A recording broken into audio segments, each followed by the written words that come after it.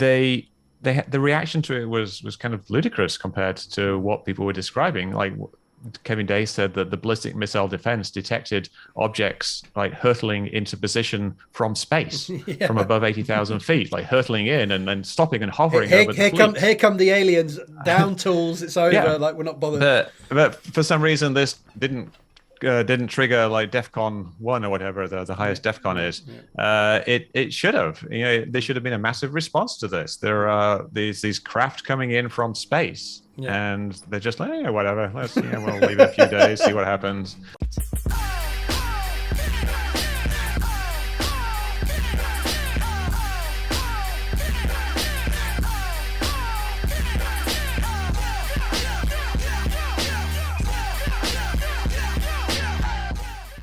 What's up, you scholars of enlightenment? For decades now, thousands of people have claimed to have witnessed unexplained, unphysical, and potentially alien objects in the sky. And many of these sightings have been dismissed as simple weather phenomena, misinterpreted technology, the influence of drink or drugs, or simple attention seeking. But what are we to make of two incredibly famous UAP encounters by the USS Nimitz and the USS Theodore Roosevelt battle groups, and the 3 related UAP videos ratified as real by the US government, and indeed the bizarre sensor readings and circumstances surrounding those encounters? Highly trained military observers claim to have seen physics-defying aerobatics, unexplained radar signals, and objects that they cannot identify or comprehend. Their testimonies aren't easily cast aside and demand investigation and explanation. So can we assume that all the radar and sensor data we've been made aware of is accurate? The eye testimonies are honest and firmly believed, and yet raise a sensible, science-based, earthbound hypothesis regarding what may have been seen and why. In short, can we reproduce this magic show that we seem to have seen with science and technology? And to help me address that question, I'm joined by 2 superb special guests. First of all, Mick West. Mick, welcome to the channel. Glad to be here. Thank you very much for taking the time.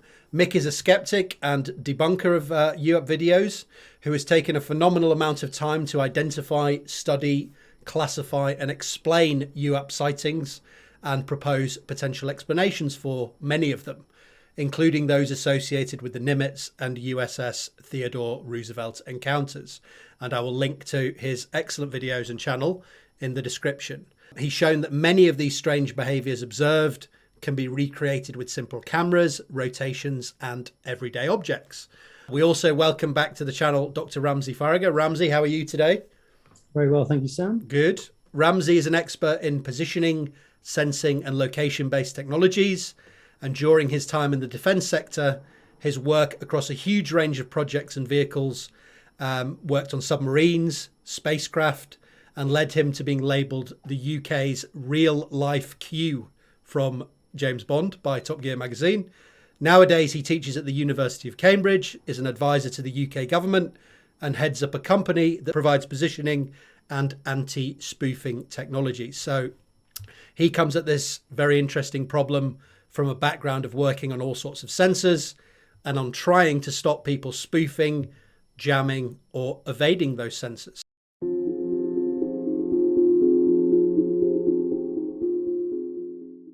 The discussions that follow will address the famous UAP encounters of the USS Nimitz and USS Theodore Roosevelt.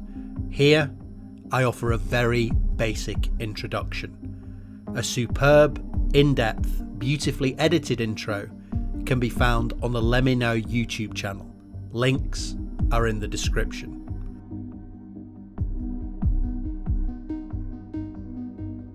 During this 2004 UAP encounter off the northwest coast of Mexico, naval officers aboard the USS Nimitz and its support vessels were puzzled by ongoing, bizarre radar pings. The pings would regularly appear and disappear, drift south on the display in regular formations, and seem to show craft plummeting from extremely high altitudes to sea level in seconds, with no sound and no sonic booms. Completely impossible given our current understanding of physics.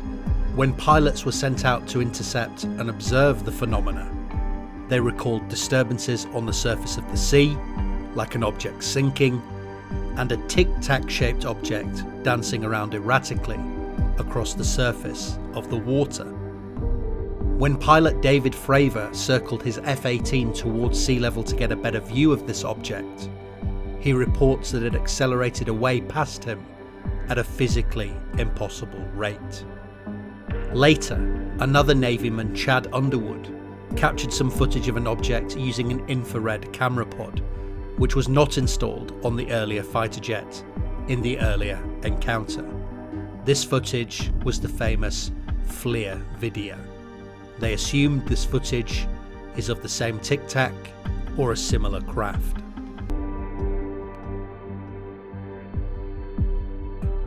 During this UAP encounter, the naval carrier USS Theodore Roosevelt was conducting pre-deployment maneuvers off the coast of Virginia in 2014, and again, after an overhaul of the radar systems, started to see strange radar signals and physics-defying objects on sensors. Interception and visual contact proved impossible in most cases. However, pilots did manage to capture two infamous UAP videos, Gimbal and Go Fast.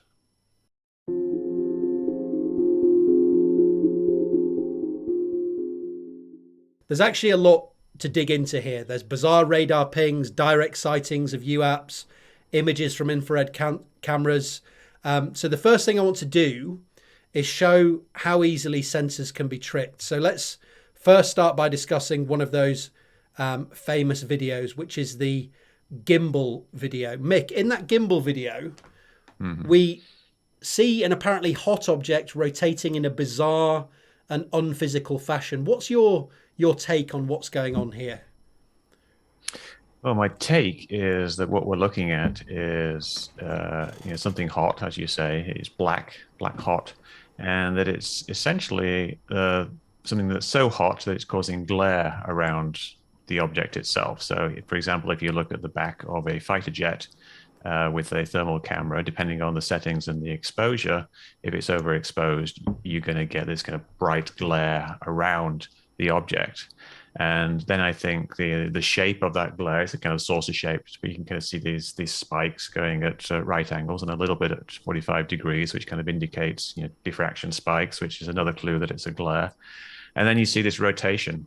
And I think the rotation is just simply due to the rotation of the camera itself. When a glare shape is going to be relative to some components of the optical system, something along the optical pathway. It could be the aperture, it could be the lens, or it could be dirt on the lens, giving certain diffraction patterns. If you swipe things, you think of a windscreen wiper going, and you see the street lights kind of streak off in certain directions, perpendicular to the streaks, that type of thing. And then if something rotates, the orientation of that glare changes. And the camera system is set up in such a way that it has to rotate when it goes left to right because of the kind of limited gimbal system that it has. And then it has to derotate that image to make the horizon at the right angle so it matches what the pilot's seeing when he looks out the window. And the combination of things causes a rotation. I guess that in a nutshell is my gimbal rotating glare hypothesis. So in effect, what we're seeing is an illusion rather than a physical object rotating in the sky. Ramsey, would you agree with that? So, certainly an artifact of how the sensors work, yeah, and requires a good understanding of lots of aspects of it. And I think there's a really good, Mick in his previous videos has demonstrated himself that it's possible, and it's nice to have a play with it. So I appreciate it's normally your turn to do this, Mick, but I'm hoping that's coming across well, right? So that's my bit. Exactly.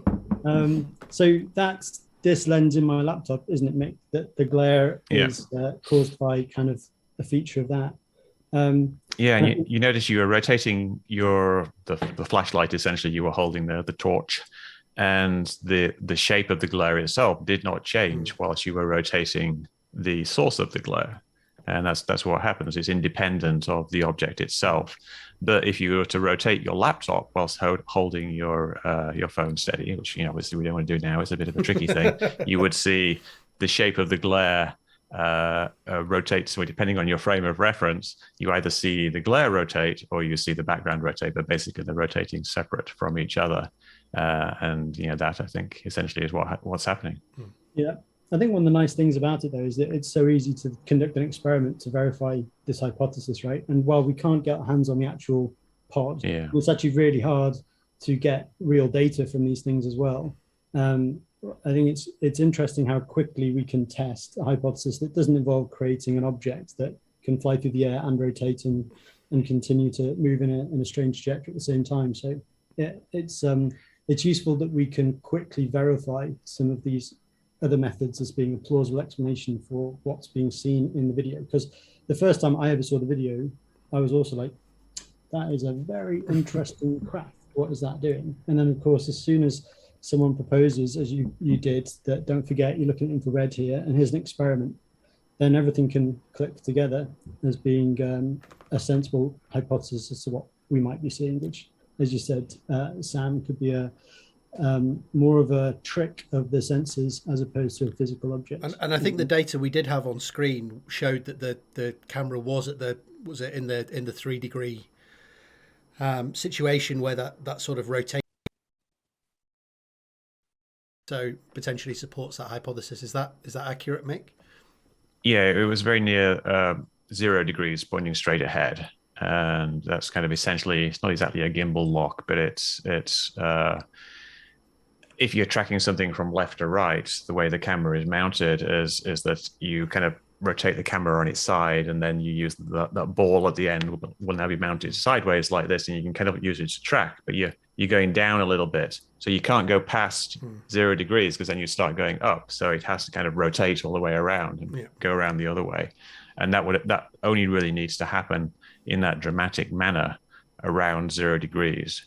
So somewhere around there, the camera system knows that it has to make this move. And it's kind of interesting to delve a little bit deeper into the actual mechanics of the camera itself. We think of these cameras. I have one somewhere. I don't know where I put it, but kind of a pan tilt zoom camera is kind of so it rotates around and it's got this up and down thing. It's got kind of 2 axes of freedom, but it doesn't really use those axes all the time for tracking objects. You can think of a security camera tracking someone in a mall. It will rotate around.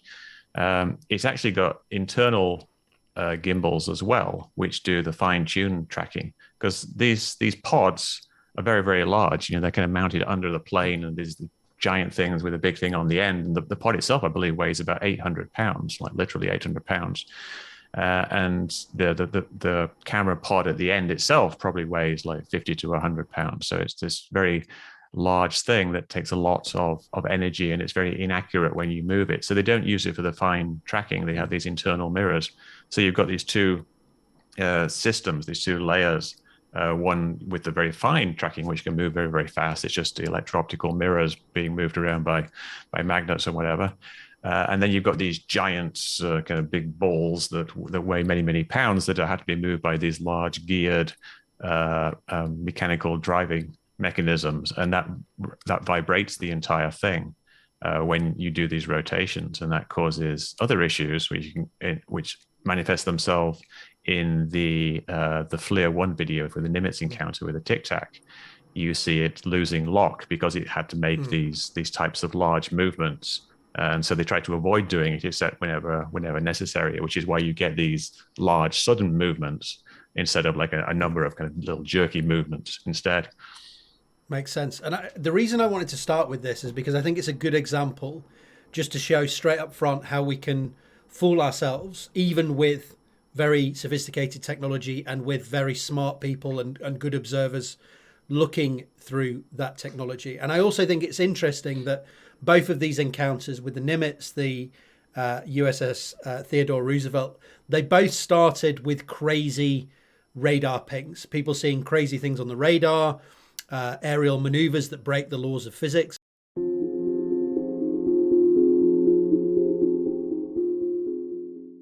Mick, can you summarize for us briefly what was reported from the radars on both the Nimitz and the Theodore Roosevelt that got people concerned in the first place in these encounters?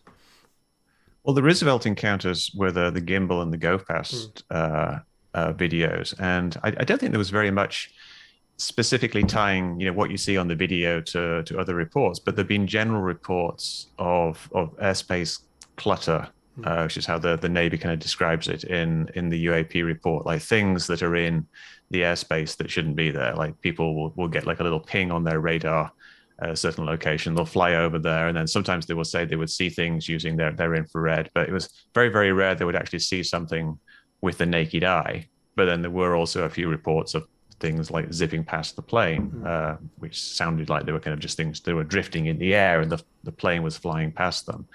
So, there aren't really very many specific, detailed examples. Now, in the Nimitz encounter, this is the one that they talk about, where we say we've got all this radar data, and this radar data is very difficult to explain. But it's very important to realize we don't actually have any radar data. What we have is essentially eyewitness accounts of radar screens. We've got people who remember seeing things on the radar or remember looking up certain figures by clicking on things.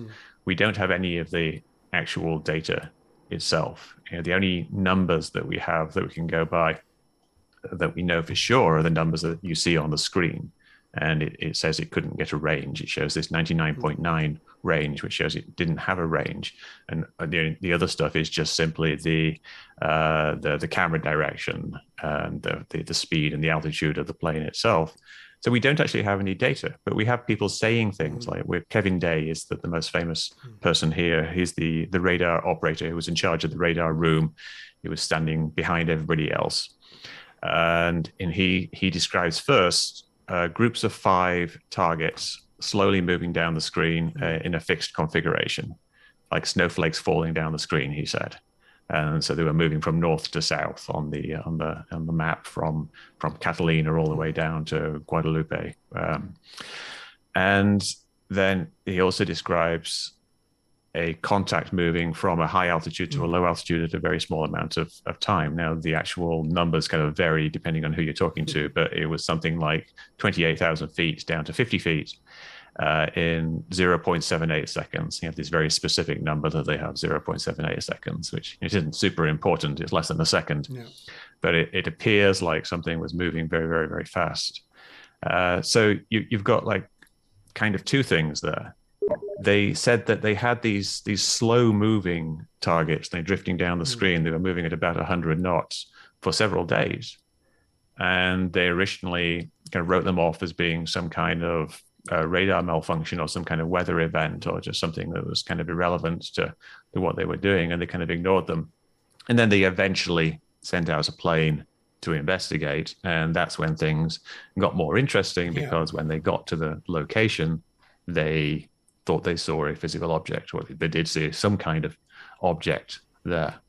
So I want to come on to that physical object a little bit later. But Ramsey, let's assume that everyone is being honest, that this did happen, that Day saw these signals on the radar screen. Assuming that the radar equipment on board these ships was operating correctly, Ramsey, how could we get a radar screen that was filled with objects that are performing seemingly unphysical maneuvers, like this dive from, essentially up in space down to the deck of the sea in less than a second? I'd expect a sonic boom, some sort of, the amount of energy there probably of order of atomic bombs. So how could we get that on the screen if everything's working correctly?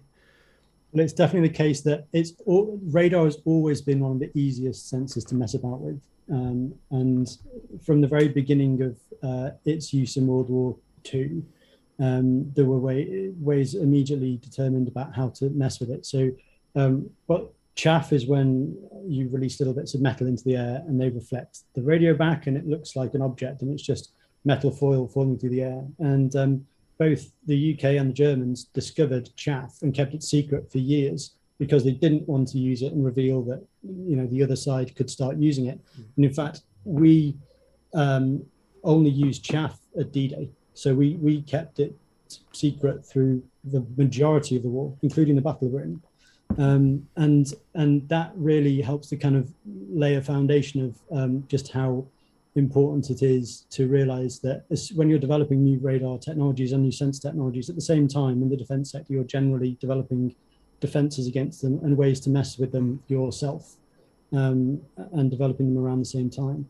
And one of the interesting things about this encounter is that we've moved from mechanical rotating radars, which are a single element and a dish, like the satellite dish on your house that rotate around. And when they rotate and look that way, there is a big dish that is part of the protection against energy coming in from another direction.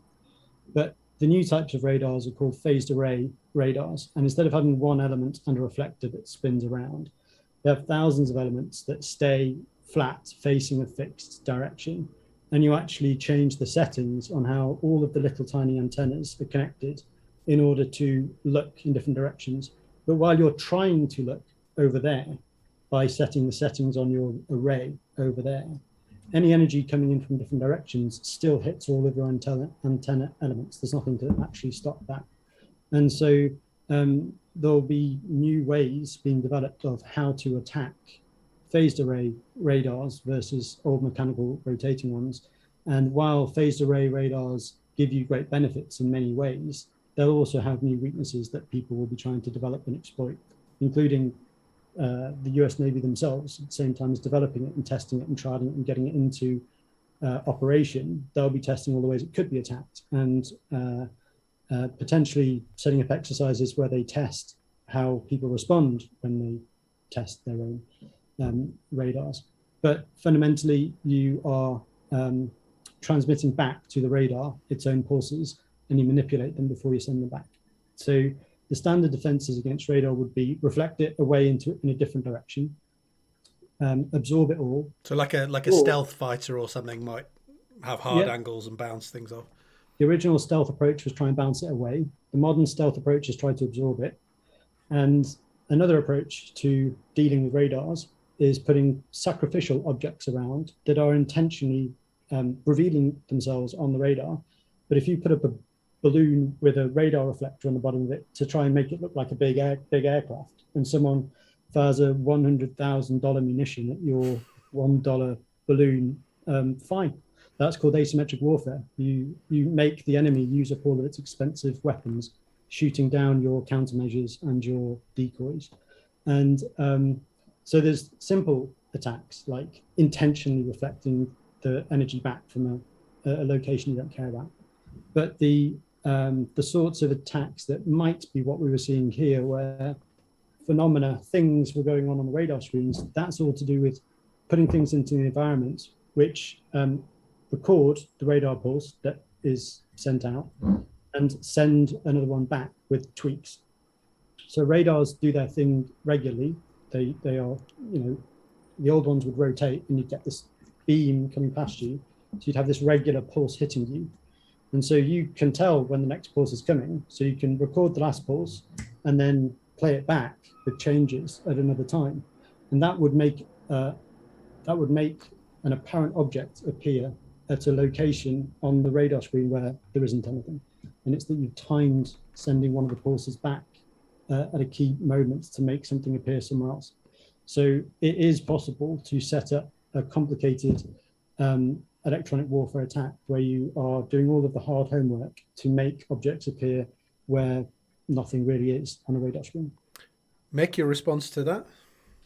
Yeah, that's very interesting. And I've got a question there. Now, these phased array radar systems, they work by kind of beam forming, so they can send out beams in particular directions.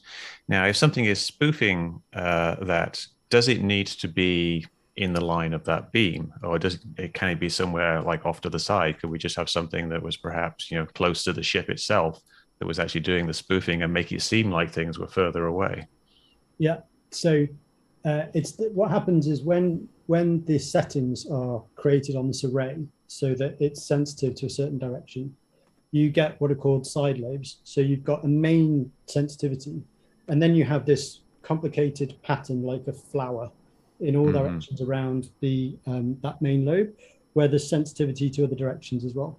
And so if you're trying to look over there, and someone over here in one of your side lobes transmits something very loud, what it'll manifest to the equipment is something along that beam. And generally you try to make the side lobes really, really weak.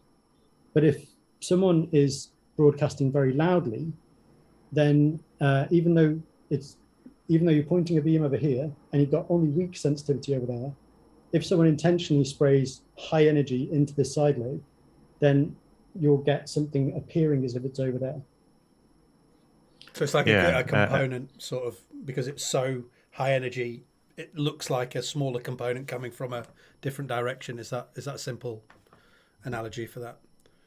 Yeah. So let's say that your main lobe has a sensitivity of 1, and you've got a side lobe which is 1,000 times weaker. So what that means is that normally the energy coming out of this side lobe and leaking over there, bouncing off something and coming back, is going to be 1,000,000 times weaker than something in the main lobe. So you'd never see it. But if someone intentionally belts your radar pulse with huge gain in at that moment, then even though it gets knocked down by a factor of 1,000, whatever energy is left will appear like it came from over there. Interesting. Yeah. So, well, what we've got here, like this kind of 5 things floating down. That sounds like a fairly complicated configuration of things. Now, would you have to have, essentially, like you take the signal coming out from the radar, it records the signal and then modifies it in such a way that it makes 5 targets appear. Does it have to do that by some kind of computation, or is there some hardware thing? There's a time component here, isn't there? It's like the time of travel. And if it's got to do a whole bunch of stuff to try to figure out how to modify the signal, that's going to add some additional time, which will change the whole equation. So how does it do it quickly enough that it can create an accurate signal?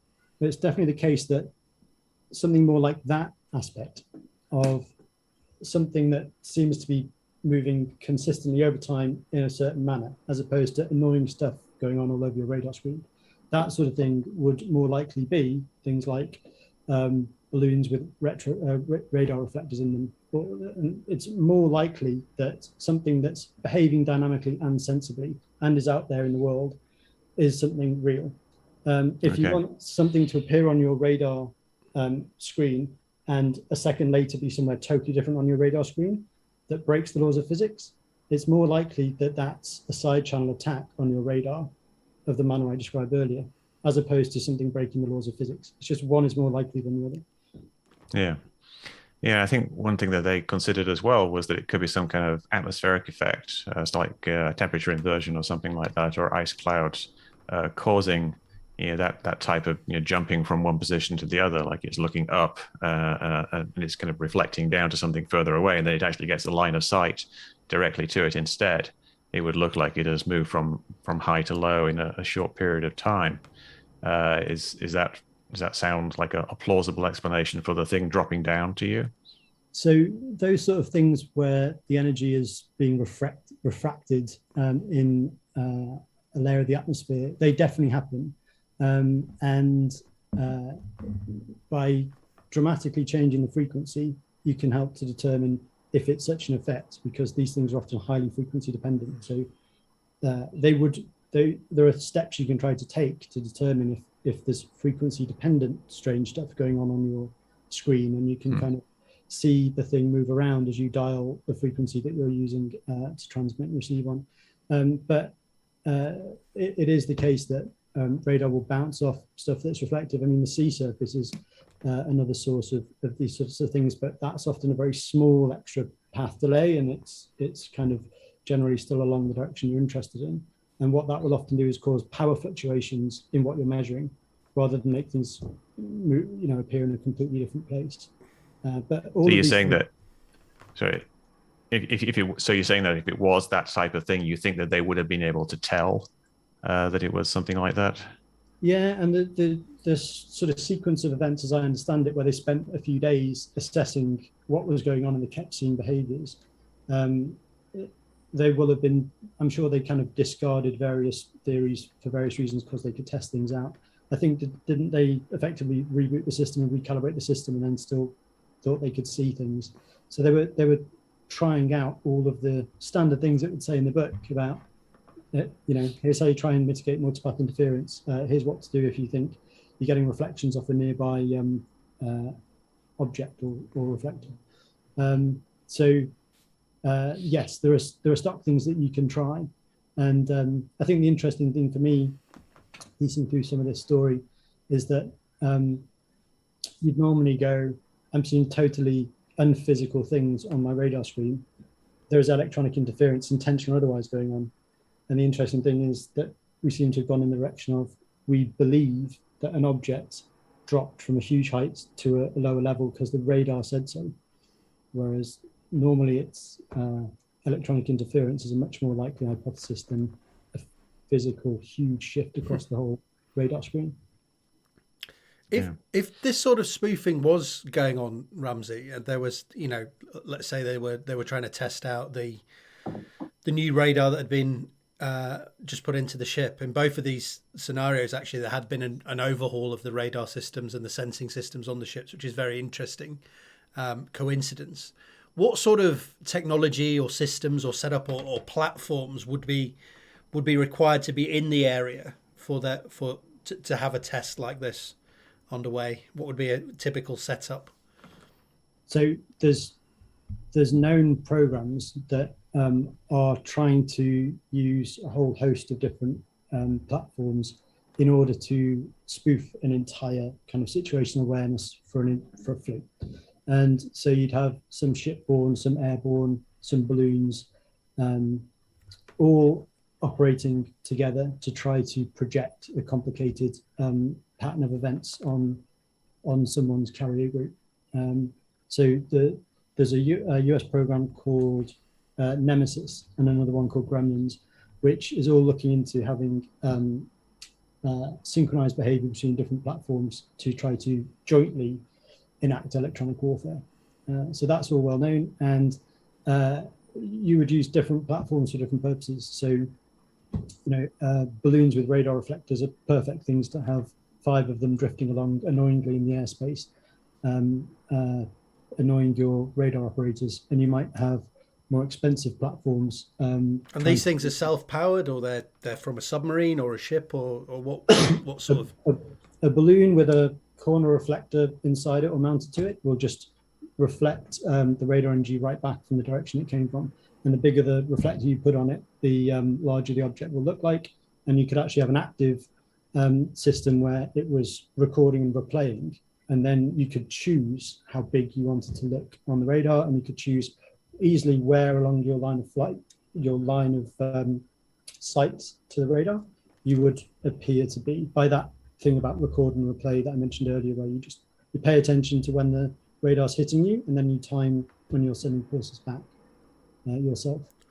But one of the things that was interesting for me about this thing about it very rapidly changing from like 28,000 feet to sea level, Mick, do you know if they were clear on whether they meant it moved specifically vertically, or whether it moved from far away and being at 28,000 feet to being close and being at sea level?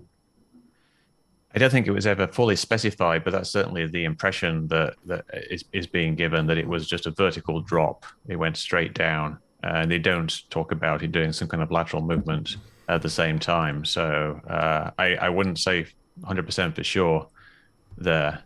But in fact, just real quick on your previous point, like talking about the slow-moving targets, I wonder, that doesn't really match the description that Kevin Day gave, which was that it was 5 evenly spaced targets that stayed in the exact same configuration that moved from north to south. So they're moving like 200 miles or so, and they stay in the exact same configuration, like a few miles apart from each other. Whereas if they were just balloons drifting in the wind, you would expect them to move at very different velocities, slightly different velocities at least, and end up in a very different orientation and configuration than they started out at.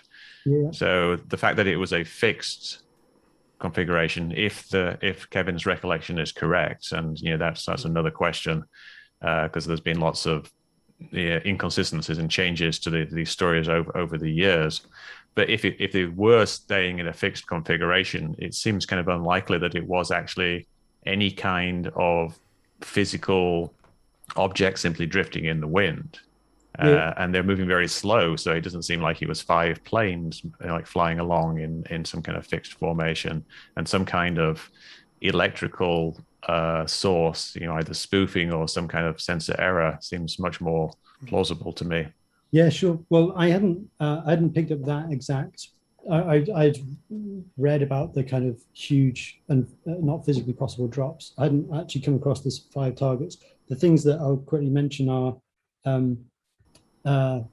with even modern radars on these ships, there's a great scale in terms of how precisely they're measuring stuff. So radars measure angle quite poorly, they measure range okay, and they measure velocity very, very well. And the radars on ships are themselves never used to actually hit anything. Any defensive weapon that's sent out from a ship towards the ship's radar target, it's used to kind of get the thing in the right patch of the sky, and then the missile itself will switch to its own IR seeker or much higher frequency radar secret stuff. So you might be talking about, I don't want to say actually, because I should just look up the specs for the radar on these things, but they will not be measuring stuff to within meters. They'll be measuring stuff to within hundreds of meters, and the further away they are, the more of a smudge it is on the radar scope. So there's probably some room for error in terms of just, as you say, his memory of how beautiful this pattern of 5 was versus in reality what might have been going on. I don't want to speculate too much because I'd need to look up exactly what was described on this stuff, but balloons are one very, very cheap way of making 5 objects drift off in the wind, and they'd still, the wind changes direction with altitude, so you could have these things apparently go on some interesting journey, and all that's happening is as they're getting higher, there's this constant shift in the angle of the prevailing winds, and they'll not have a straight path. So if they seem to maneuver, they could still potentially have been balloons, but it could have been well, you have to figure out exactly when certain programs started, but there have been lots of work on high altitude, long endurance aircraft that, they're very big. They wouldn't be the sort of thing that would be launched from a ship or a submarine, but there's, for a long time, for many years, we've had the ability to have very large, high endurance drones that can carry very little payload. Just an electronics warfare package will be all you put on one. But I'm pretty sure there's been 24-hour endurance flights of very light, very large wingspan, unmanned, very flimsy looking drones. If I could just run another hypothesis by you real quick. Someone mentioned this to me a while ago. I don't remember who it was, but what we've got here, we've got the Nimitz off to the east and to the west of the coast, and then these objects kind of pass closer to the coast, so they're coming from north to south, and they're going at about 100 knots, and there's 5 of them. At least that's how it seems on the radar. And someone suggested that it might be a radar error, where there is a more distant plane that's actually perhaps even over land that is moving from north to south at a more reasonable speed, like 300 or 400 knots, and so it's like perhaps 3 or 4 times as far away, and it's creating multiple echoes that appear in a certain shape closer to the ship's radar itself. Now, I've got no idea if that's an even plausible type of mistake that things might make, but you can kind of imagine how it would work if there was a plane that just was flying from, I don't know, from San Francisco to somewhere in Mexico, and it's flying inland, and you get kind of this echo of it that's moving slower over the ocean. Does that sound at all plausible? Assuming you've not got an issue where the return is actually out of sequence with the sweep, like a spoofing attack would be, which I don't think is feasible, because you'd probably sweep once a second, and the radio travels 3.3 times 10 to the 8 per second. So I don't think you get reflections that are out of sequence with the sweep unless they were doing something particularly unusual with their sweep pattern. So you should always be able to measure the range correctly. You might have bounced multiple times. So you could potentially have something where the target's a lot closer than you think it is, and the signal, extreme example, the signal bounced off the sea, off a reflecting object, off the sea, and then hit your object, and then came back on that path. It's very extreme. But in that sort of example, you'd think this thing was further away than it really was. Thinking something's much closer than it really is. I'd have to have a think about the mechanism that might cause that one beyond an electronic attack where you manage to time something with the sweeps so that you transmitted earlier than the bounce off you. So maybe that's one we, again, like I could have a think about that. If you gave me all the information, I could have a think about that offline maybe and see if I could come. Yeah, it seems pretty speculative to me, but it was kind of like an attractive idea if that kind of mechanism did actually exist, and it could actually explain something. Like it's some kind of, we did have this system upgrade of the radar, and there's a possibility that it's something like a software error in the display layer that takes the kind of raw data and then transforms it to what you see on screen. This is a completely. Yes, there's a very different kettle of fish to some kind of sensor spoofing. If it's just some kind of actual software issue where they've missed the decimal point in one kind of obscure case or something like that, and it creates these occasional glitches. But that's a very different hypothesis. You do get issues with calibration and setup, and if someone had decided there was something funny and someone went and checked some physical aspect of the radar, unplugged something, plugged something back in, swapped some of the delay lines, you definitely need to recalibrate everything. There's a famous example from, not in radar, but from Sam's... Is this the neutrinos? World. Yeah. Do you want to You can probably relay that much faster than I. Okay, so they thought neutrinos were traveling faster than light, and essentially it turned out there was a loose wire in one of the the detectors. Oops. Yeah. So that was a really good example, though, Sam, of all of the people in the Large Hadron Collider. Well, no, it was the people in the Italian facility that were detecting neutrinos in the Large Hadron Collider. They were like, "Oh, this is interesting. We've detected faster than light neutrinos." And it was in the press, and for weeks they were like... They sat on it for ages, actually, because they were like, we don't think this is real, but we can't not publish now because we can't work out what the problem is. So these things can certainly, even with a lot of intelligent people working on them, can simply be a loose wire or a problem with the electronics, for sure. That does sound very similar to the Nimitz case in that they spent several days just looking at these weird targets on the radar, trying to figure out what they were. And then they eventually concluded that they were something, just like these Italians did with the faster than light neutrinos. But when they did the more detailed investigation, they figured out that they weren't. But we don't know what subsequent investigations were done in the case of the Nimitz, which might have actually revealed what these things were. But of course, it would be classified if it was something like radar spoofing. To finish up this section, Ramsey on radar spoofing. I'm getting too into it, obviously. In the case of the Theodore Roosevelt, because I have to keep moving it along, a couple of the pilots said that they nearly hit a cube-shaped object in a translucent sphere. Now, that sounds very alien, very, very interesting. Any idea of what that object might have been in this kind of context?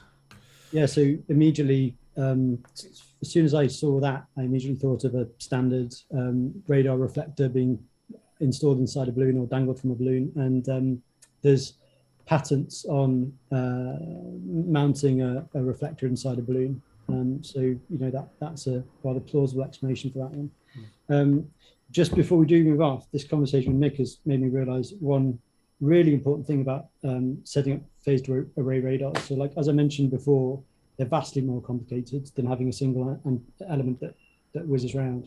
And so not only is the huge complexity in terms of how they're wired up and all of the ways you can set them up, and the fact that you can simultaneously point beams in different directions and God knows how fat the manual is that the operators had to read this time around compared to the one that was a single thing spinning around on top that beat. But one of the really interesting things about these types of radars is that some of them are inverse synthetic aperture radars. And what that means is they have a model for what they think what they're looking at is and can move like and can be. Each time they sweep it and hit it, they test out all of these hypotheses. So they gather the data over time. And say a good example is a ship that's rocking in the sea swell. You can classify what the ship is based on doing this inverse synthetic aperture processing step over each sweep and the data that comes back, because you have these models of if it's rocking around like this, then all of the Doppler sweeps would look like this. And if its mast was this big, then you'd have this pattern. And if its mast was shorter, you'd have this pattern. And they try and do all of this classification stuff and effectively image what they're looking at. And if you know the radars are doing that, and if you've got technologies that is trying to craft the return back to this type of radar, then of course you can broadcast to the radar the very patterns that it's trying to classify and present the radar with the inverse synthetic aperture data to look like a certain thing. And that's all, that sort of attack would never have existed before on old radars that didn't do this step. So it have to be an inside job though. Well, only as inside a job as getting the information of how it works. No, but like if we all have inverse synthetic aperture processing radars, all of the major modern entities, this is the thing I kind of mentioned earlier. We're all always trying to build the countermeasures to our own tech right now as we develop. We develop them both together so that you're ready to defend yourself against the very things that you're making too.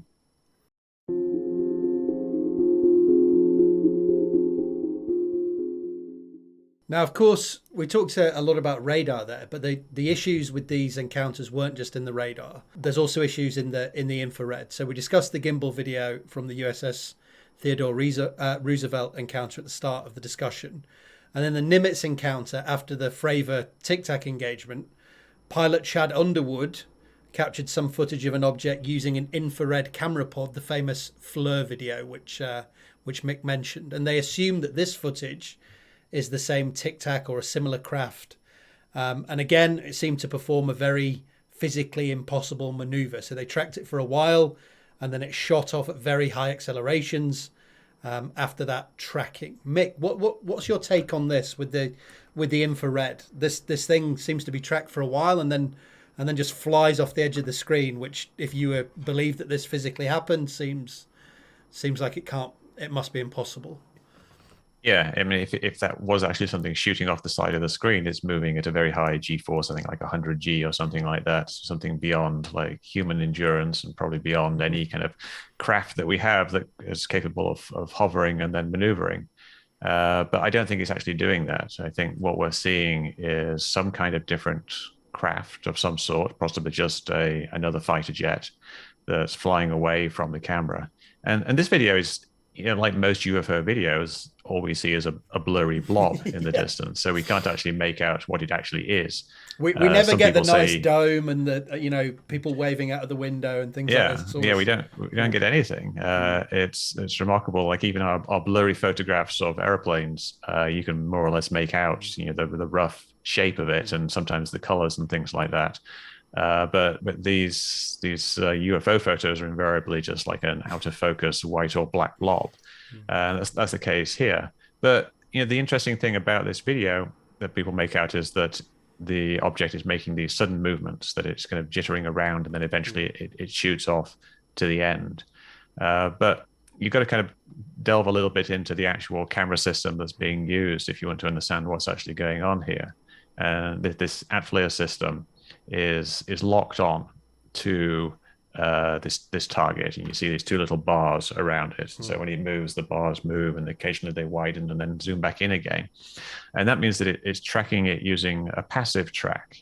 Now, active tracking would be something where you shine a laser beam or a radar beam onto something, and then you measure the returns of it, and you can use that that's to actually track where it is. So you follow it with the beam, and the direction of the beam shows where to point the camera.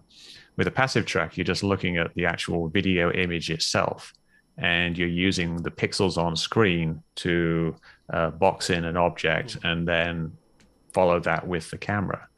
And these systems are pretty good at doing this because they can move the line of sight very, very rapidly. That you've got these external gimbals, and like we talked about earlier, you've got the fine-tuned internal gimbals, which are just mirrors, so they can like zip around really, really fast and keep on target. But what happens in this video is that the Chad Underwood, who wasn't actually the pilot, is the WSO, the weapons systems operator, the WISO. He sits in the back seat. He doesn't actually fly the plane. He's just controlling the weapon systems and here the camera. He switches through a variety of different modes or settings in the camera. For one thing, is switching between TV mode, which is just visible light, where the object just shows up as a black blob, presumably because it's backlit, and an infrared mode, which is showing the heat coming off the object. But when you switch between these two cameras, the system loses what it's actually looking at. And so it has to kind of regain that lock again. And in addition to that, it's not just switching between cameras, it's switching the focal length of the camera. So it's switching between a narrow field of view and a wide field of view. And there's another situation where the camera just loses its video signal. For some reason, there's some kind of interruption in the signal and you see it lose it. And then there's another one where the camera has to do one of these gimbal rolls, just the same as it did in the gimbal video. And you see the craft actually looks like it makes a little tight circle, but it's actually the camera rotating, and you can see the whole scene actually rotates.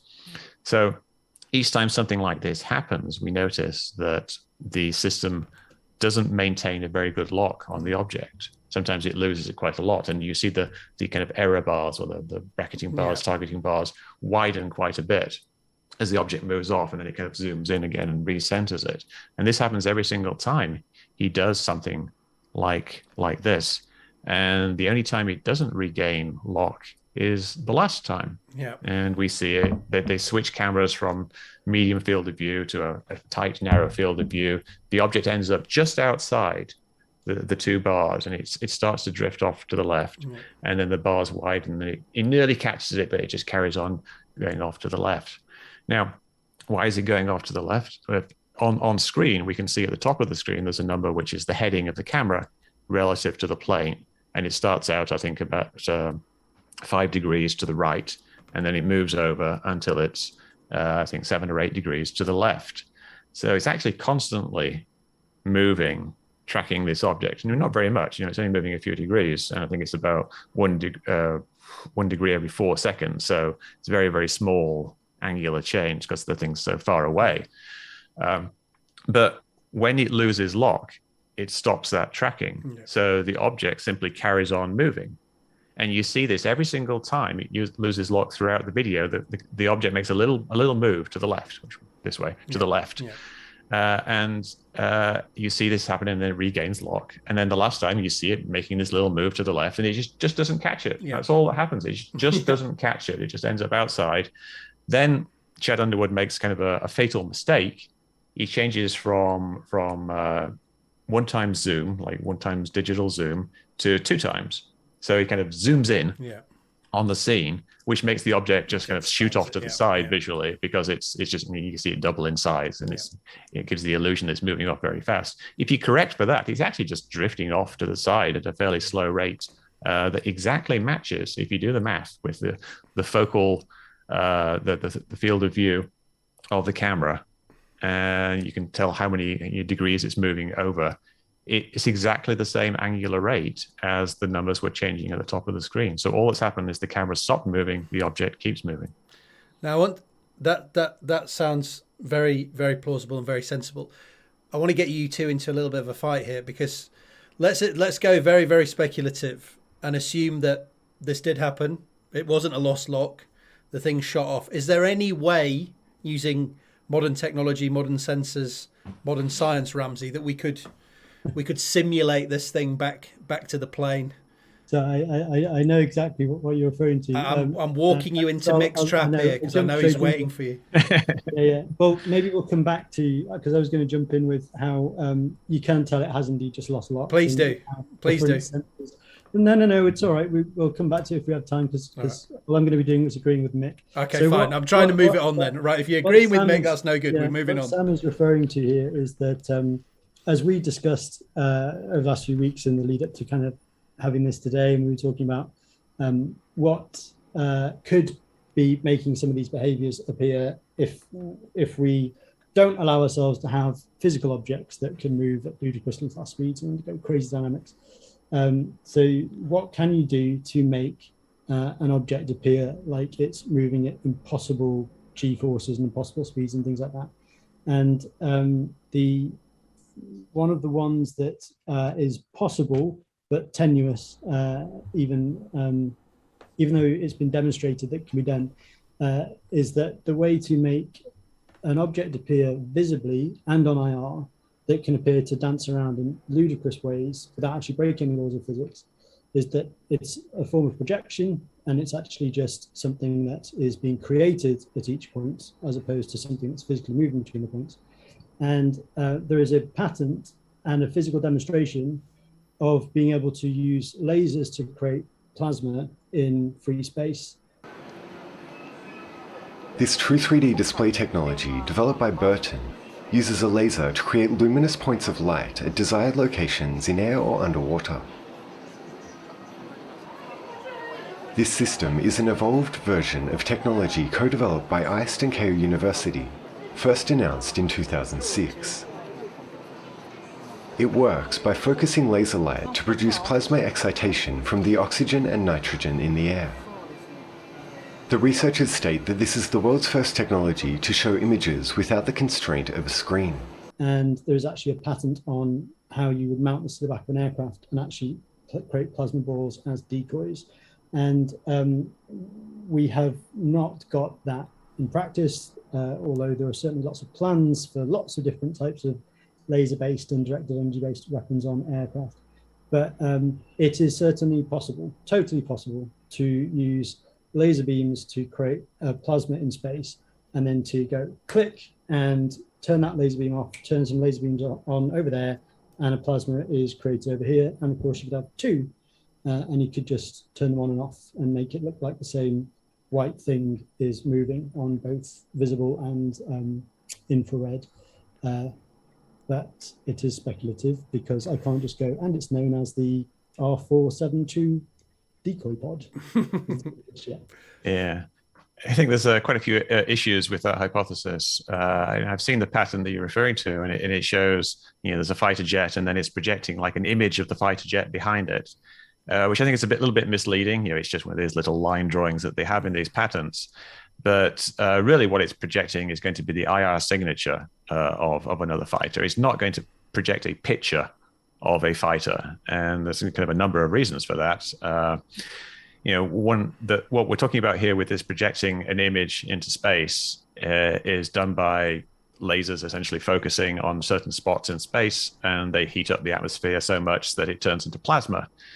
Which means you get these little kind of mini nuclear explosions almost, and they're very, very bright. It's a very bright spot of light.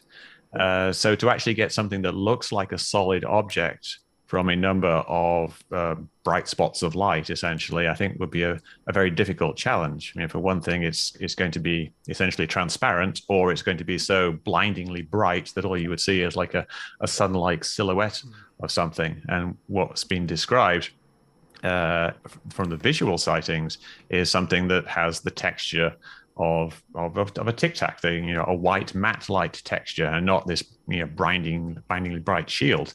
And then the other thing is that the video shows a black object in TV mode, and there's no indication that anyone said that the picture's being inverted, which is a possibility, but it's just showing something that is a black object. And if it was this kind of bright glowing ball of light that was out there, then it'd be something that would be very easy to visually see with the naked eye, because you'd be seeing almost like this brightly glinting object rather than something that would fade away with distance. It's being emitted light, but there's I think there's so many actual technical issues with it that you would almost have to kind of invent some kind of new physics of projection of solid objects into clear air, that it makes it implausible, except for things like an IR target that's moving at a certain speed. And I don't know if that you could do like some kind of radar. Would it actually, you're doing some kind of disruption of the air to such an extent that it would, radar's not going to bounce off plasma balls, though, is it? Yeah. So plasma does reflect radio waves. That's why the certain frequencies of radio waves. So the ionosphere is reflective to medium wave radio at night because of this effect of how much plasma there is being generated by photons from the sun. So yes, plasma can reflect radio waves as well as emit light. And I'm not proposing that what they saw was a ball of plasma. It was a conversation I was having with Sam, and I was like going through the list of like, right. If someone really did see, if I saw this white object like doing impossible stuff in front of me, but I agree, they haven't said in the descriptions. It looked like a bright, sparkly, all white, glowing mini sun. I mean, while I have actually seen, there's a Japanese company that have demonstrated this as a way of like projecting. But it's a series of white dots that like move around in the sky, and very widely spaced white dots as well. Yeah. And the patent, you're right. Like, there's the drawing to get the concept across the examiner. The examiner is never an expert in what is being like patented.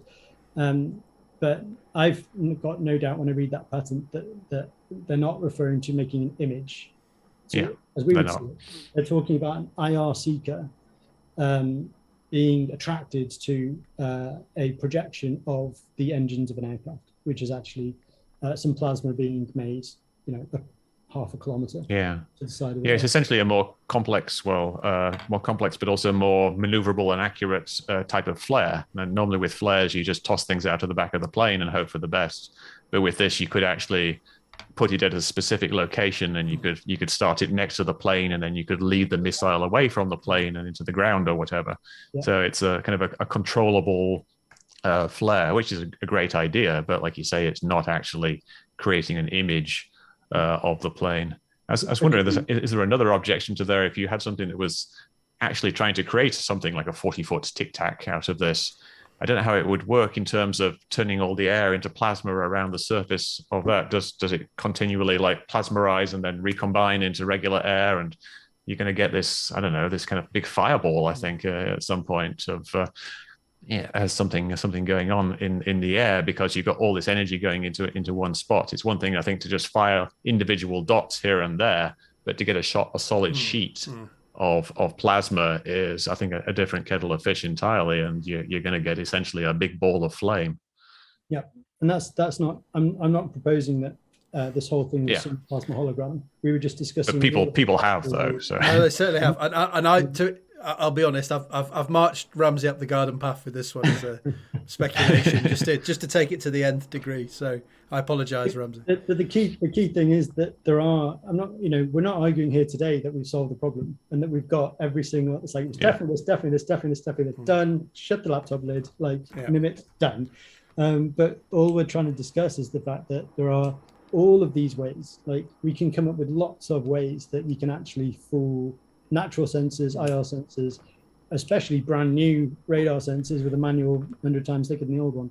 So the interesting thing is just how many plausible things we can look at and could even knock up a demonstration of before we have to make a craft that can do 100G.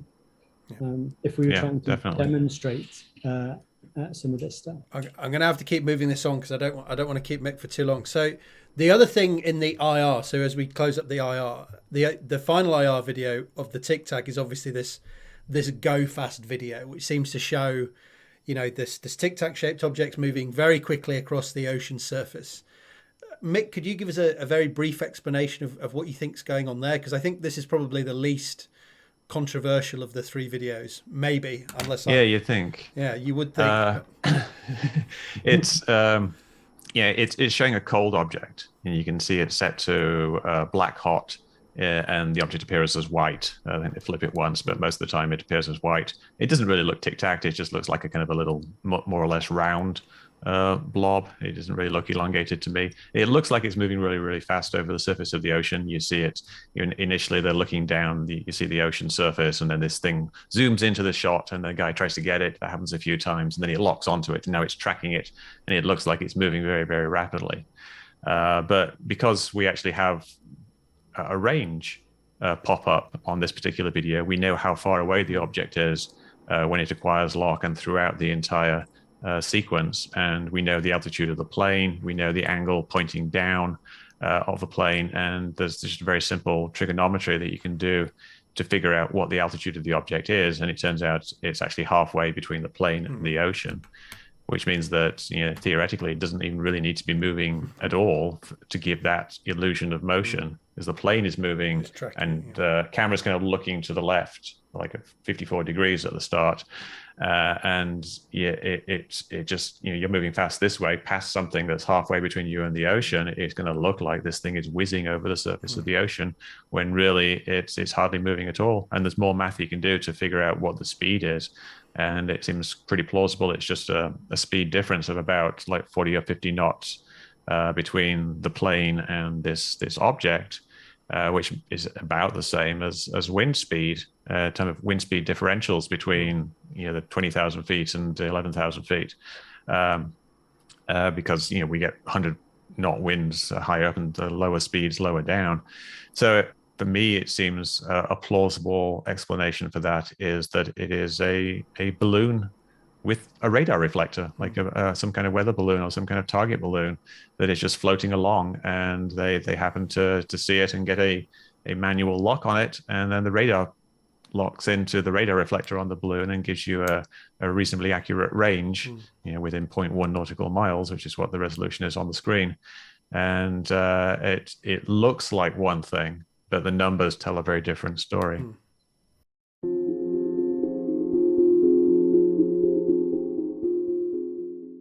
So we've covered how you could have problems with the radar, how you could have problems with infrared. The very last thing I want to come on to is the thing that people always push back on. So they always push back on that these pilots, these Navy men, they're very seasoned people, they're used to very skilled observers, and they say they've seen some really bizarre things with their own eyes. And I tend to believe that they're telling the truth. They honestly believe that they have seen these things. When they were sent out to look at these bizarre radar signals, in the case of the Nimitz, they recorded that they thought they saw something submerging below the ocean. They saw these tic-tac shaped objects dancing around erratically. And David Faragher, who is one of these pilots, spiraled down to the ocean to get a better look at this tic-tac, and he claims that it violently accelerated past him. So these eyewitness accounts, like this Faragher observation, Mick, what do you make of that? Because this is a very experienced person who says they literally saw it with their own eyes. Yeah. Well, one interesting thing about that, there's 2 planes in the air, each with a pilot and a wizzo in the back. And the pilot of the other plane, Alex Dietrich, also saw this object. However, her account is pretty different to his account. He says that it was observed by all the pilots for 5 minutes, and she said she only saw it for 8 to 10 seconds.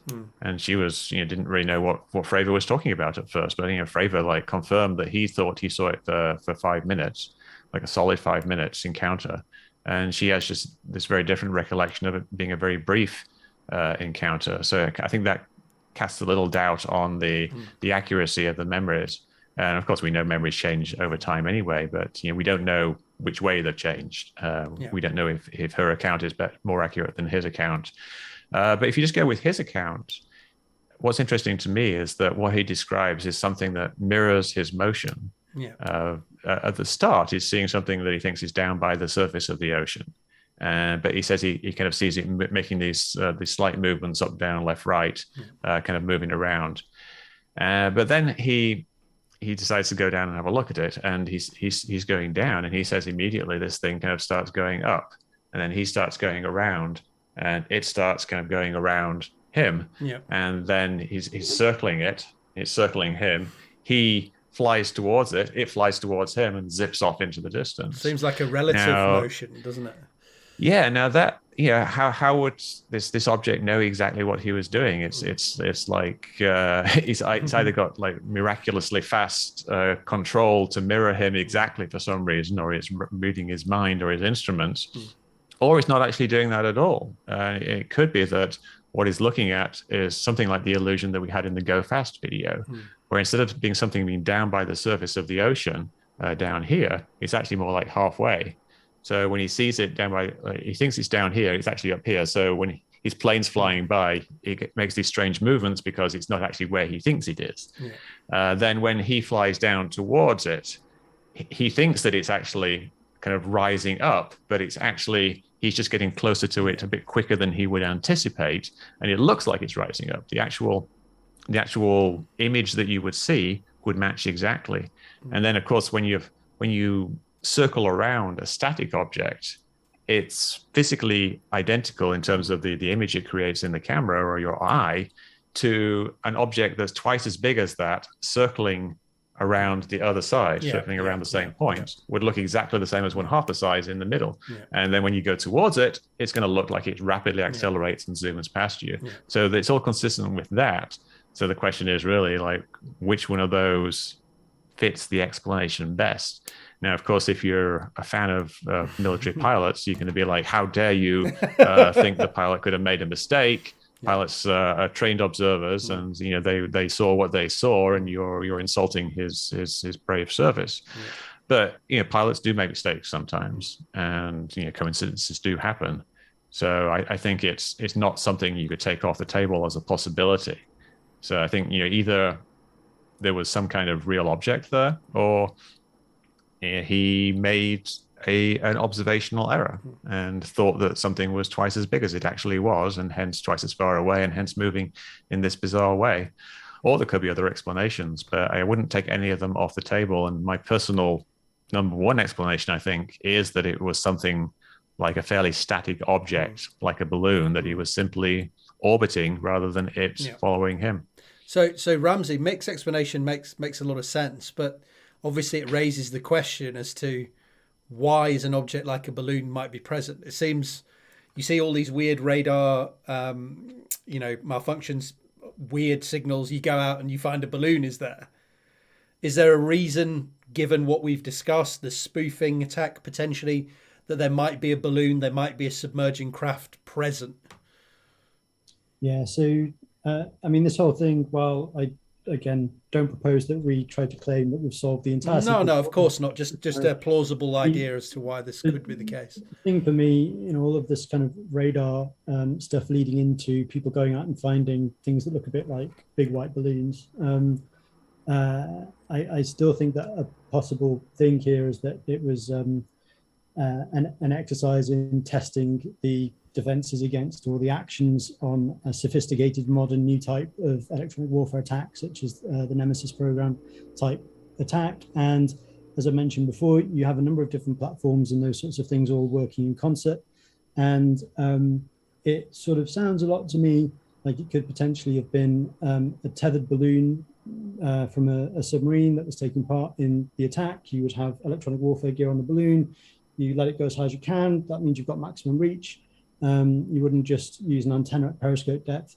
That whole kind of story kind of feels to me like they were busted. They were trying to wind their tethered electronic warfare balloon back in. The jets came down, either the act of the submarine trying to submerge while winching, or they simply released the balloon, or it broke from its tether.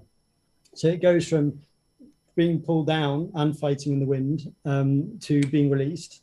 And then, as Mick said, suddenly you've got pilots that are seeing something behaving one way, switch to behaving in another way. They're expecting a dynamic object, and it's just a... So you have this spoofing exercise gets underway. There's balloons that are involved in this spoofing. So that would explain the bizarre radar signals that we saw. You send out the planes to have a look, and the submarine does what it does. It submerges below the ocean. Potentially that explains the disturbances that we see in the ocean. You've got these tethered balloons which are being battered around in the wind, potentially explains the erratic motion. And then as they dive down to look at these things, they get released, or the plane flies past them and it looks like they whiz past. So it would explain an awful lot of these potential observations. It might not be exactly the case of what happened, but it would paint quite a nice picture as a potential hypothesis. If you fly close enough to a balloon with a fighter jet, you probably burst that balloon as you fly past it at great speed through your wake or your heat or anything else. So, you know, that could be an explanation for why a white spherical-ish funny-shaped dirigible disappears as you shoot past it in a jet. And then the really interesting thing for me is just this idea that suddenly the target appears at the cap point. I mean, that's just, if anything, that's the kind of warning bell that like, this is an exercise. So can you explain that for the people who are watching? Because I didn't know what that was. So the cap point, the combat air patrol point, is one of the places that the fighter jets were supposed to be patrolling between on their patrol. And it's not kind of posted up on the internet for people to be aware that there's going to be a fighter jet going between these points tomorrow. So this cap point was only known to the Navy or any part of the Navy conducting an interesting exercise against the fleet. I mean, that's by far the most plausible explanation for how a target would appear at the cap point. And the destruction of part of the setup could have been the reason why, with that part of the electronic warfare system now gone, the target appears at the cap point, or it could have been that there was another one of these sources at the cap point turned on there so that the submarine could get away. I mean, you know, if you were on the submarine, I mean, there's a few interesting things, right? When they were sent out, they asked them if they had any weapons, and they said no. Now, later on, when the other people were sent up, they didn't have any weapons. And it wasn't like they suddenly sent up a load of stuff to go with weapons to go and investigate. It's more likely that they were like, oh, good, you don't have any weapons. Yes. We don't want you to. Don't blow up our submarine. Don't depth charge our submarine that's doing this test, please. Yeah. And then, you know, if the submarine's trying to get away, it'd be quite good if it puts on a bit of a decoy based. Oh, go and look at that shiny thing over there at your cap point. Takes me a little while to close the hatches. So I'm being flippant now. But I think it's, you know, very, very, very interesting that of all the things to happen next in this story, a target appears at the secret cap point. Mick, how do you respond to that hypothesis from Ramsey? Well, I think the explanation that the more imaginative people give is that the objects had been watching the exercise for a while, and they reused the cap point, and they knew that this was a point, and then they'd learned where they were supposed to go somehow. But you know, it does seem to be more likely that it's simply, you know, inside knowledge. Like it's someone who's you know, knows the actual exercise itself. And wants to spoof it in a certain way, picks, you know, a known point to kind of divert people to. I think the big objection that people give to this scenario, that it's some kind of big spoofing exercise, is that they would have known. And a lot of the people who were on the ship, or you know, David Fravor in his plane, say that they would have been told. If this was happening, because for safety reasons. But you know, the counter argument there is that your test is going to be a lot better. It's kind of like, you know, penetration testing, if you don't tell people that it's actually happening. And so you want to actually test the systems as they would be in the field, where people are trying their hardest to track down what's actually happening. And they're not kind of you know, being told in advance that they should be looking for a submerged object or something like that. So for me, it does actually make perfect sense that they wouldn't know. I don't know if they would be told about it later, but you know, again, it could be something that is compartmentalized, classified technology. that they don't want anyone to know about, and so only it's a need to know basis. And David Fravor didn't need to know. It does seem odd to me that in both of these encounters, and it is a small sample, n equals 2, but there'd been a recent overhaul of these sensing systems on both of the ships or the fleet as a whole. The higher ups on these ships don't seem to be that concerned about these incursions into US airspace, which seemed to a naive person like myself to be very serious things that you would take great care to investigate and be worried about. And yet it's okay, go up and have a quick look. No weapons. Yeah, that seems ridiculous to me. It's like this belle indifference thing, where people, their arm gets chopped off, but they don't care about it. The reaction to it was kind of ludicrous compared to what people were describing. Like Kevin Day said that the ballistic missile defense detected objects like hurtling into position from space, from above 80,000 feet, like hurtling in and then stopping and hovering over the fleet. Here come the aliens, down tools, it's over, like we're not bothered. But for some reason, this didn't trigger like DEFCON 1 or whatever the highest DEFCON is. It should have. There should have been a massive response to this. There are these craft coming in from space. And they're just like, whatever. Let's, we'll leave it a few days, see what happens. Go have a look. Don't bother taking your camera, and then we'll send someone else later. And then, don't worry about it. We're done. Let's go home now. It's ridiculous. It doesn't make any sense whatsoever. And unless it was just an exercise. And a key thing as well is that you don't just suddenly admit that you're very effective and still top secret technology. Is, even if Congress turns around and goes, hey, I want you to write a report on this weird stuff people reported, like, it's just not how top secret projects work. You don't just go, oh, well, let's just tell the Russians and Chinese what we've got. Exactly. Stick to the story of, don't look at me. It wasn't me. It's not my really cool new electronic warfare gear. And of course, you've got to judge these hypotheses as unlikely as they might be, and as many moving parts as we've discussed today. Certainly probably not got the right answer, but you've got to look at them. You can't look at them in a vacuum, right? You've got to look at them compared to aliens, really, when we could do it. So the probabilities there you have to balance against one another. And it's still possible that it wasn't the US, and the cap point was known through other means, espionage or otherwise. Or it could still be aliens. We're not telling anyone that you can't believe it. I'll just remind everyone, I don't know if this was in the news in the States, Mick, but about 2 months ago, we had a spoofing incident over here where somebody in Russia spoofed the location of, I'm pretty sure it's called HMS Defender, one of our destroyers, I think. They spoofed its AIS broadcasts to make it look like it had traveled to, I think, the coast of Crimea and back. And it hadn't. It was in port. And there's CCTV footage of where it was sat in port.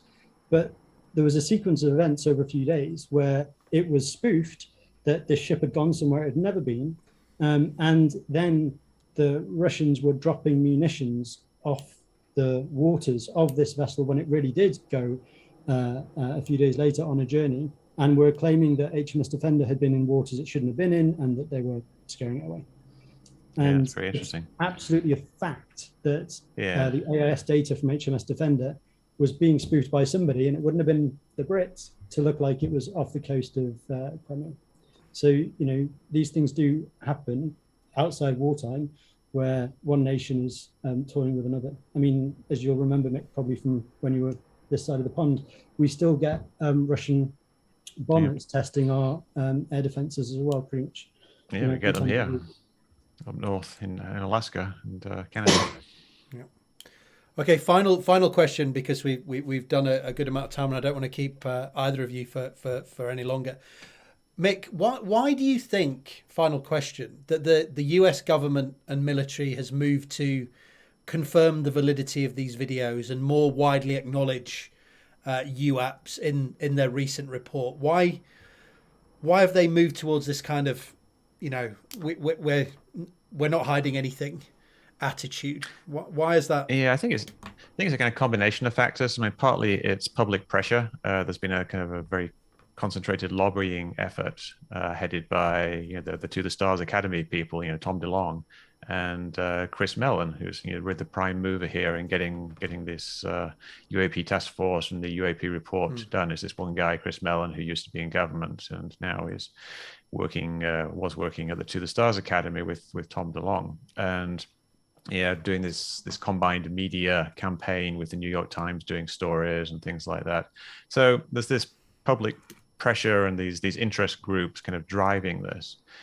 But there's also the real issues as well, that if pilots are reporting seeing things in their training ranges in a regular basis, then that's a problem. And if the radar is showing things that appear to be craft that are moving in incredible ways, then you need to figure out, is it something wrong with the radar? Is it spoofing, or is it some craft actually doing that? And all of these things are things that you would need to figure out.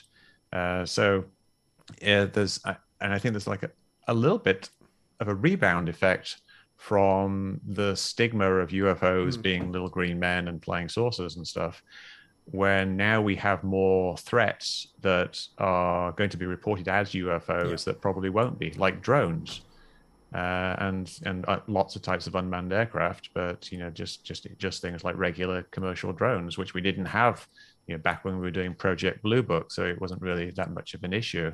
So it's kind of a combination of factors of these real world issues that need to be addressed. The stigma being less justifiable now because we do actually have UFOs in the form of drones, and this concentrated media campaign and political pressure by these interest groups who are personally convinced that UFOs are aliens and they want the government to do something about it.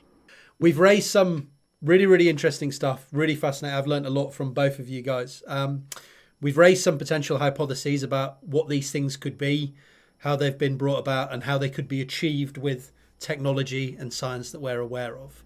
We've presented some evidence on both sides, and we'll leave it to the audience to make up their mind. So, Mick, thank you very much for taking the time today to talk to us. Where can I point people to keep up with what you're doing, learn more about your work, and see some more of your excellent videos?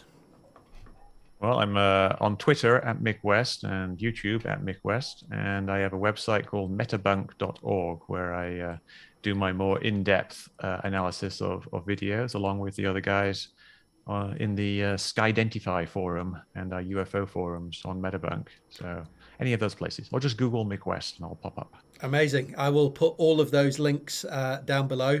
Please head over there, have a look at Mick's stuff. Honestly, you won't be disappointed. It is excellent. Ramsey, yourself, where do you want to point people to? Again, handily a name like Ramsey Faragher, I'm quite Googleable, so if people want to reach out to me, they can. I'm off home now to try to build a laser-based tic-tac projection technology. A massive fireball in your garage just to prove Mick wrong. So hopefully we'll hear from Ramsey again, but maybe not. Mick, thank you very much. Ramsey, thank you very much.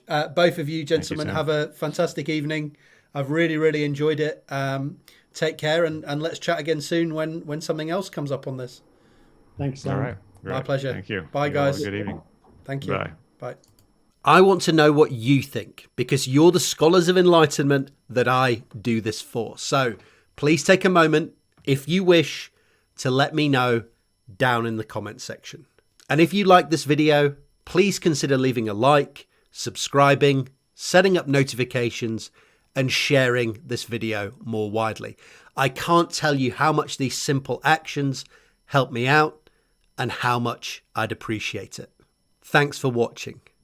Thanks for being scientific. Thanks for being bad.